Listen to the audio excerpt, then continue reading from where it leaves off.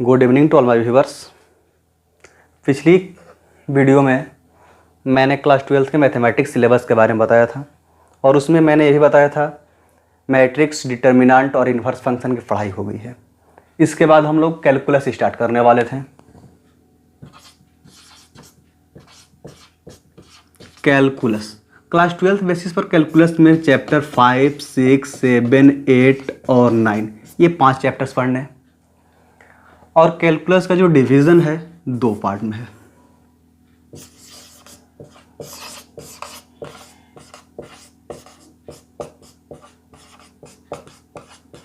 Differentiation and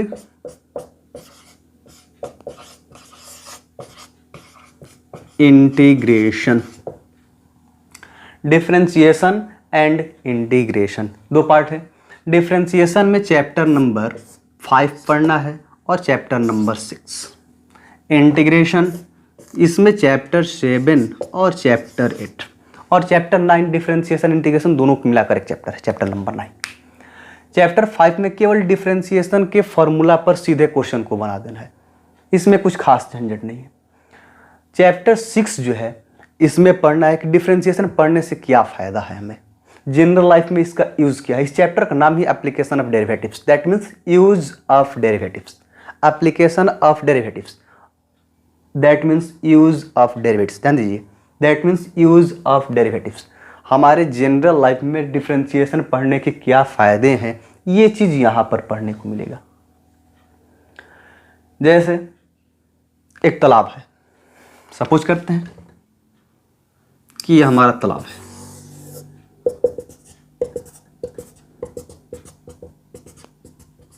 और इसमें ये पानी भरा हुआ है।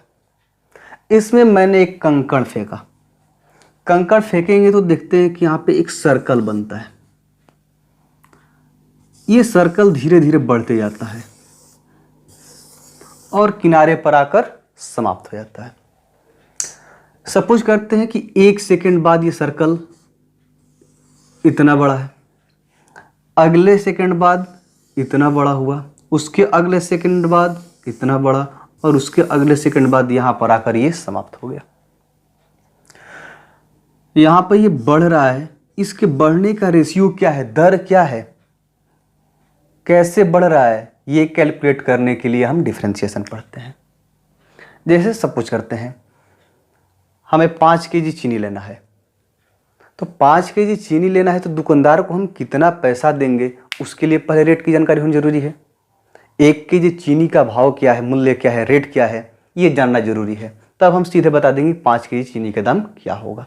उसी तरह से ये छोटे से एरिया को पहले हम कैलकुलेट करेंगे कि 1 सेकेंड में ये कितना सर्कल का एरिया है, ये चीज़ कैलकुलेट कर लेंगे। तो किस रेशियो से बढ़ रहा है तो 5 सेकेंड बाद कितना होगा सीधे बता देंगे। तो रेट पता रहेगा तब बता देंगे कि 1 सेकेंड में इतना है तो 5 सेकेंड में कितना होगा। तो इसके रेट की जानकारी के लिए हम डिफरेंशिएशन का एप्लीकेशन पढ़ते हैं, तो वहाँ पर आकर क्लियर होता है।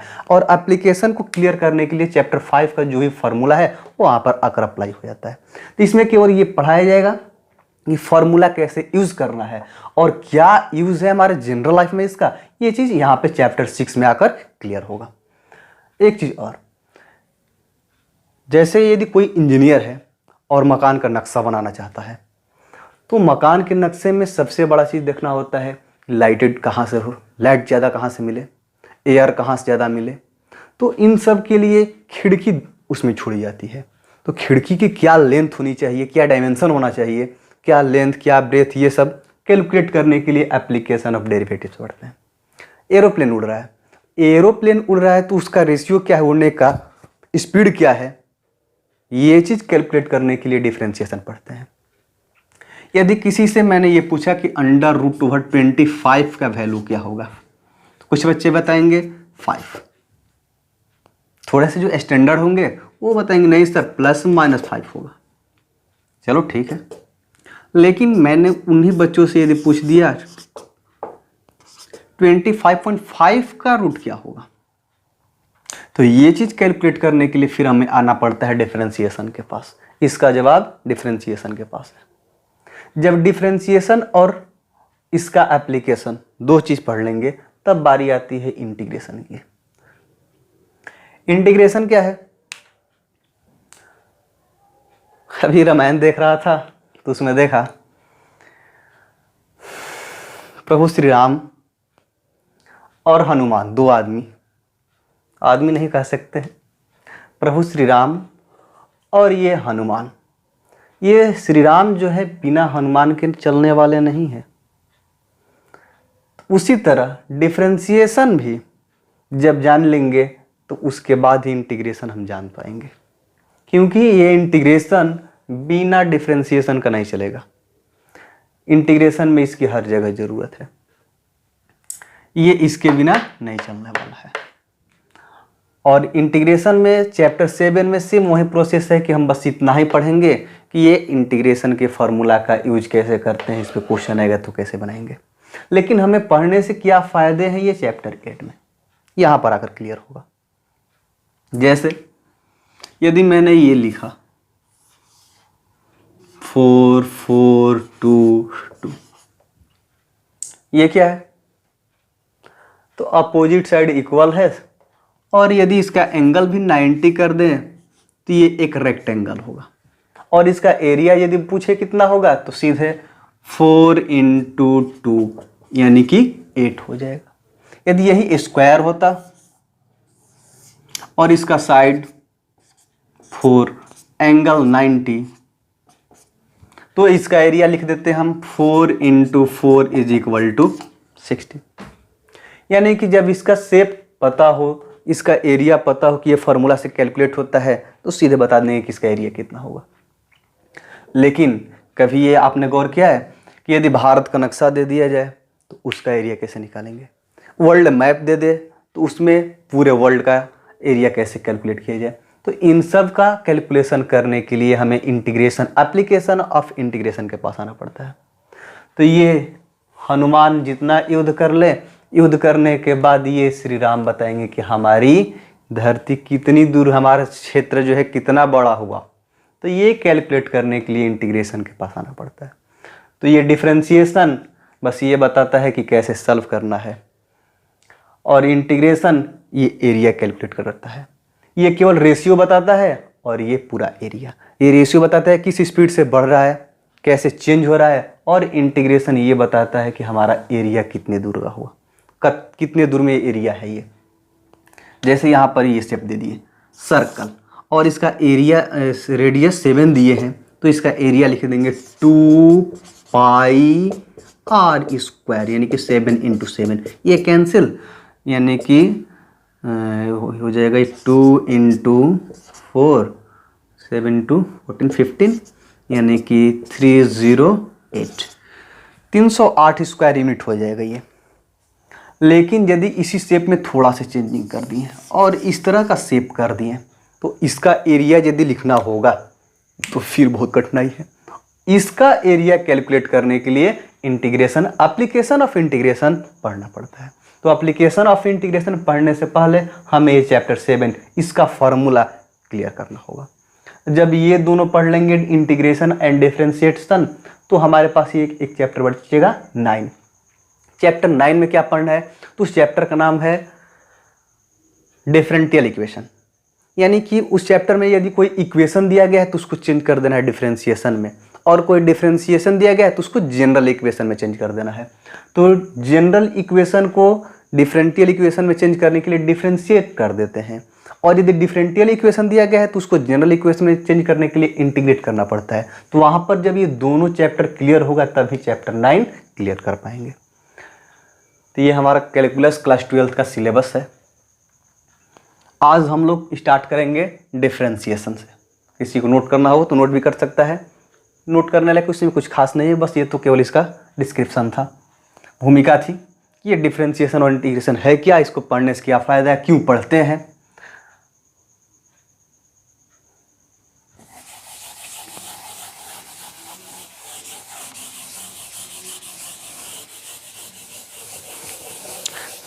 वैसे आधुनिक दुनिया में डिफरेंशिएशन और इंटीग्रेशन, जो इसके बारे में जान लिया दुनिया उसको जानेगी। बात को माइंड में रखना ये। स्टार्ट करते हैं डिफरेंशिएशन से।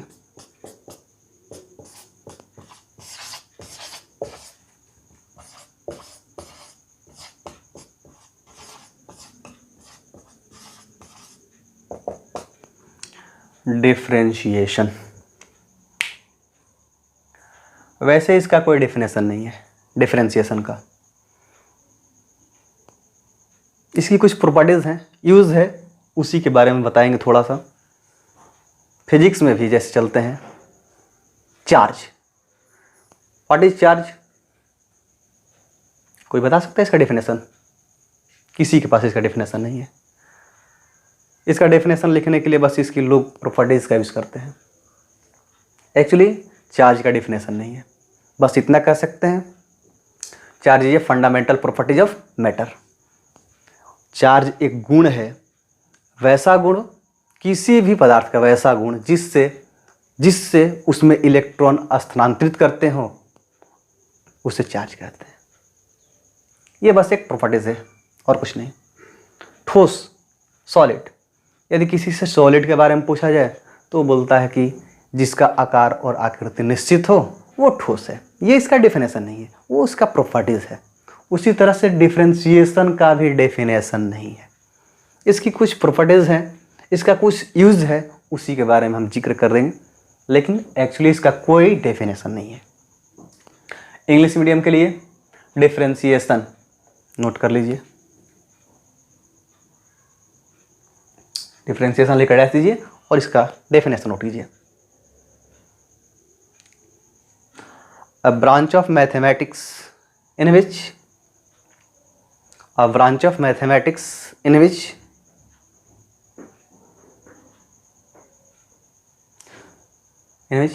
we calculate the rate of change of quantities is called differentiation. It is denoted by, para change करके, it is denoted by dy dx।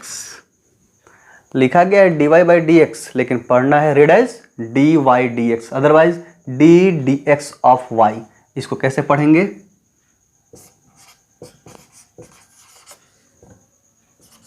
read as d dx of y, d dx of y। इसे पढ़ने का, dy dx को पढ़ने का तरीका है d dx of y। हाँ, इसे इंडिकेट करते हैं dy dx से, या f डैश x। इसको कैसे पढ़ेंगे? f dash x।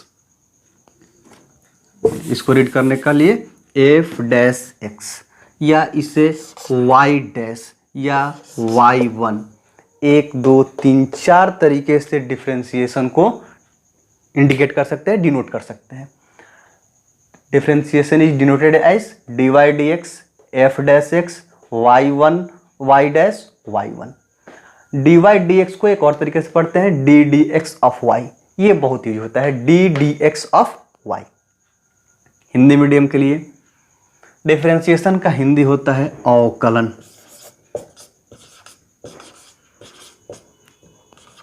अवकलन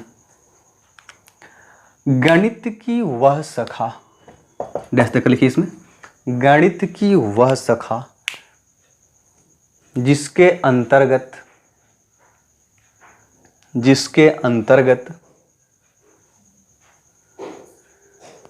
किसी राशि के परिवर्तन की दर ज्ञात की जाती है, उसे अवकलन कहते हैं। इसे dy dx f dash x y dash या y1 द्वारा सूचित करते हैं। और ये भी पढ़ने का तरीका हिंदी मीडियम में भी यही डाल दो, d dx of y। dy dx को पढ़ने का तरीका d dx of y।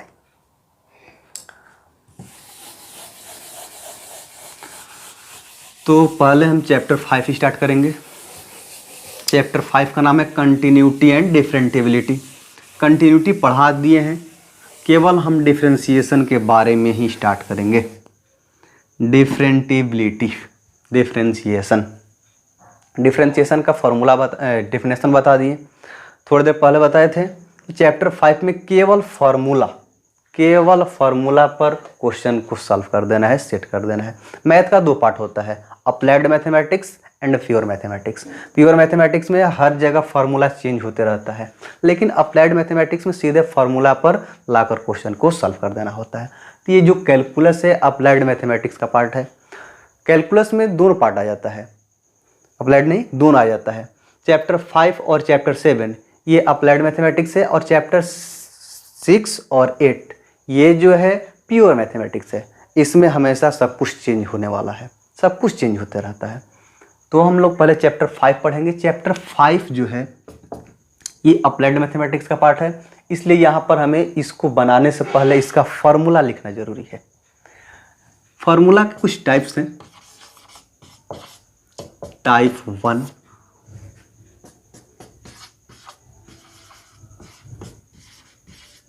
Formula type 1। हाँ, एक चीज़ बता दो और, डिस्क्रिप्शन में मैंने फार्मूला का PDF भी डाल दिया है, वहाँ से भी आप लोग डाउनलोड कर सकते हैं। यदि डिस्क्रिप्शन से डाउनलोड करने में दिक्कत हो तो बताइएगा, हम उसको बताएंगे कैसे डाउनलोड किया जाता है, कमेंट में बता दीजिएगा। अदरवाइज़ वैसे तो सब लोग यूट्यूब पर चलाते हैं, सबको पता है कि कैसे डाउनलोड होता है। यदि फिर भी नहीं किसी को आया तो हम बताएंगे ज़रूर। डाउनलोड जो नहीं करना चाहते हैं लिख भी सकते हैं, हम यहाँ पर लिख दे रहे हैं। टाइप 1 में कुछ फार्मूला है। पहला फार्मूला dx ऑफ x, यानी कि ऊपर भी dx नीचे भी dx, तो इसका वैल्यू 1। पढ़ेंगे कैसे? dx of x, dx of x, ये ऊपर वाला बाद में पढ़ते हैं, इज इक्वल टू 1। ये जब भी ऊपर और नीचे, ऊपर भी dx नीचे भी dx, तो इसका वैल्यू 1। दूसरा फार्मूला dx ऑफ कांस्टेंट, कोई भी कांस्टेंट हो तो उसका डिफरेंशिएशन जब करते हैं तो हो जाता है 0। dx ऑफ x के पावर में n, x के पावर में n जब होता है तो n जो है मल्टीप्लाई में आ जाता है, और ये लिख देते हैं n इंटू एक्स के पावर n-1। n मल्टीप्लाई में आ जाएगा और x के पावर 1 कम कर देंगे तो इसका डिफरेंशिएशन हो गया। 4 नंबर dx ऑफ, ऊपर कोई कांस्टेंट हो और नीचे x के पावर n हो, तब इस कंडीशन में क्या करते हैं? कांस्टेंट को बाहर निकाल देते हैं। कांस्टेंट बाहर, इसमें गुना कर देते हैं, यहाँ पे जो भी पावर होगा उससे, तो पावर n है तो माइनस n से, यदि 2 होता तो -2, 3 होता तो -3, बाई x के पावर n+1। इसमें पावर 1 बढ़ जाता है। कांस्टेंट को पहले बाहर निकाल देंगे और तब से इसका डिफरेंशिएट कर देंगे। 5 नंबर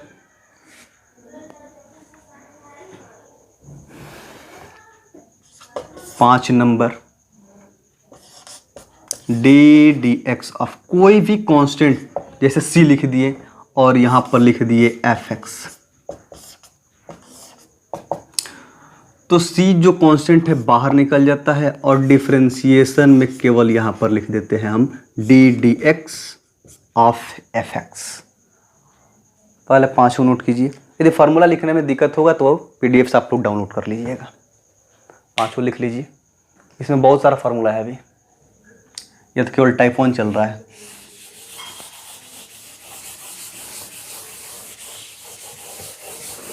पांच फार्मूला,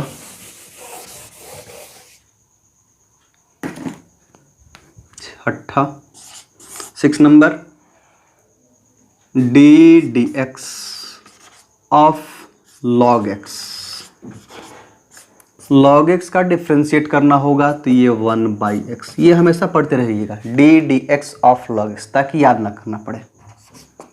7 dx ऑफ e⁻x, यानी कि e के पावर में x, इसका डिफ्रेंशिएशन e के पावर x हो जाता है। डी डी एक्स ऑफ ई के पावर माइनस एक्स। ई के पावर माइनस एक्स होगा तो ये हो जाता है माइनस ई के power minus X. 9 number D D X A के पावर एक्स, यानी कि यहाँ पे कोई कांस्टेंट हो और उसका पावर एक्स हो, तब इसका फॉर्मूला हो जाता है ए के पावर एक्स इंटू लॉग ए। जैसे 2 के पावर एक्स, तो इसका डिफ्रेंशिएट करना होगा तो ये 2 के पावर एक्स इंटू लॉग 2। 9 हुआ। 10 number D D X of root X. Root X का जब डिफ्रेंशिएट करते हैं तो ये 1/2 रूट एक्स हो जाता है। 10 फार्मूला। इसमें भी और है, टाइप 1 में ही चल रहा है अभी, इसको आप लोग नोट कीजिए पहले।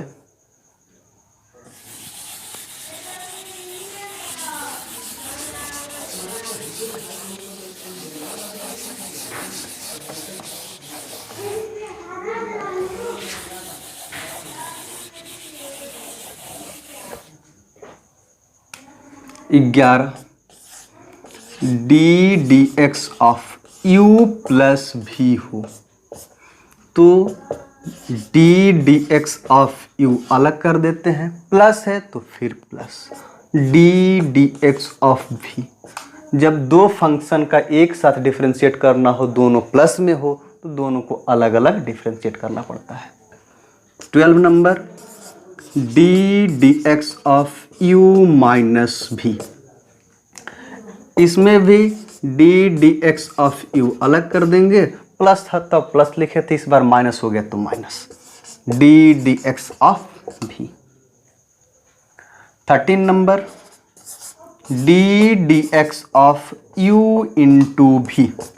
जब इंटू में हो दो फंक्शन, u एक फंक्शन और भी एक फंक्शन को इंडिकेट कर रहा है, जब दोनों फंक्शन इंटू में हो तो एक बार u बाहर, डिफ्रेंशिएशन यानी कि डी डी एक्स ऑफ भी लिखते हैं, प्लस भी एक बार बाहर, तो डिफ्रेंशिएट करेंगे u को, D D X of u, यानी कि D D X of u into v का फॉर्मूला हो जाता है u into differentiation of v plus v into differentiation of u।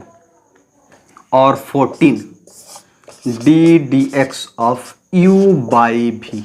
यदि दो फंक्शन डिवाइड के टर्म में हो तो उसका डिफरेंशिएट क्या होगा, तो पहले इसमें भी बाहर लिख देते हैं, डिफरेंशिएट होगा u का, माइनस u बाहर, डिफरेंशिएट होगा v का, by v square.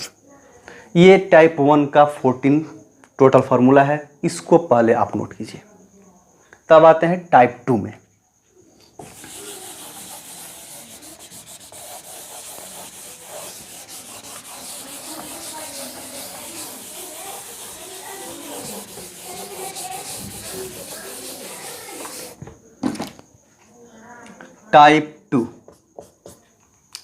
Type 2 inverse trigo function का डिफरेंशिएशन क्या होगा, तो D D X of sine X. तो D D X of sine X जहां भी मिले वहां भी लिख देंगे कॉस एक्स, यानी कि साइन एक्स का डिफरेंशिएशन कॉस एक्स। दूसरा D D X of cos x, cos x का डिफरेंशिएशन करेंगे तो ये हो जाता है हमारा माइनस साइन एक्स। ये सब फर्स्ट ईयर में प्रूफ करना था, वहां पे प्रूफ भी कराए हैं। D D X of tan x, जितना भी फार्मूला है सब फर्स्ट ईयर में प्रूफ करना है, सेकेंड ईयर में सीधे उसको हम बता देंगे ये फार्मूला था और इस पे क्वेश्चन कैसे सॉल्व होता है। D D X of tan X का differentiation sec square X. 4 number D D X of cot X, ये हो जाता है हमारा माइनस कॉसेक स्क्वायर एक्स। 5वां D D X of sec X, तो सेक एक्स का हो जाता है sec X into tan X. और 6 number D D X of cosec X, cosec X का हो जाता है minus cosec X into cot X. Trigo में जितना फंक्शन था सबका डिफरेंशिएशन लिख दिए। इसमें बच्चे माइनस को याद करने में डिस्टर्ब होते हैं, भूल जाते हैं किस में माइनस होगा किस में प्लस होगा। तो जो सी से स्टार्ट है जैसे कॉस, कॉट, कॉसेक, केवल इसी में माइनस होगा, ठीक है, और बाकी सब में प्लस। तो ये टाइप 2 का फार्मूला था, D D X of sine X cos X, D D X of cos X minus sine X, D D X of tan X sec square X, D D X of cot X minus cos X square X, D D X of sec X ये sec X into tan X, और D D X of cosec X minus cosec X into cot X. First year में ये सब लिखवाया भी गया और proof भी किया गया वहाँ पे। सेकेंड ईयर में direct apply.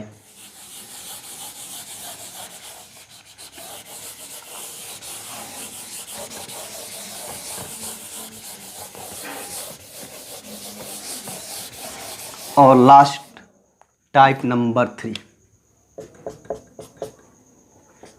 Inverse trigo function का, D D X of sine inverse X. इसको डिफ्रेंशिएट करना होगा तो 1/√1 माइनस एक्स स्क्वायर। दूसरा D D X of cos inverse X, इसमें केवल माइनस लगा देते हैं तो कॉस का, तो √1 माइनस एक्स स्क्वायर। तीसरा sine inverse cos inverse tan inverse x. Tan inverse का डिफरेंशिएट करेंगे तो 1/1 प्लस एक्स स्क्वायर। और 4 नंबर समझ ही गए होंगे, D D X of cot inverse होगा तो फिर इसमें केवल माइनस, तो 1/1 प्लस एक्स स्क्वायर। पांचवा D D X of sec inverse X, तो 1/x into √x square minus 1। और ये last 6 D D X of cosec inverse X, फिर इसमें माइनस केवल, तो -1/x into √x square minus 1। तो चैप्टर 5 का जो फार्मूला है 3 पार्ट में डिवाइड था, टाइप 1, टाइप 2 एंड टाइप 3। तीनों पार्ट हम लिखवा दिए हैं, टाइप 1, टाइप 2, टाइप 3। ये तीनों आप लोगों को याद कर लेना है। इसके बाद से जितना फार्मूला है सब पे बारी बारी से क्वेश्चन हम रिवाइज कराएंगे, बनवाएंगे, तब से आगे जो एक्सरसाइज है उसको पढ़ेंगे। पहले जितना फार्मूला है सब पे क्वेश्चन बनाया जाएगा। तो आज आप लोग ये जितना फार्मूला हम लिखवाए हैं सब याद कर लीजिए। यदि फार्मूला लिखने में इसमें कोई दिक्कत हो तो आप डाउनलोड भी कर सकते हैं, डिस्क्रिप्शन में हम इसका लिंक डाल दे रहे हैं।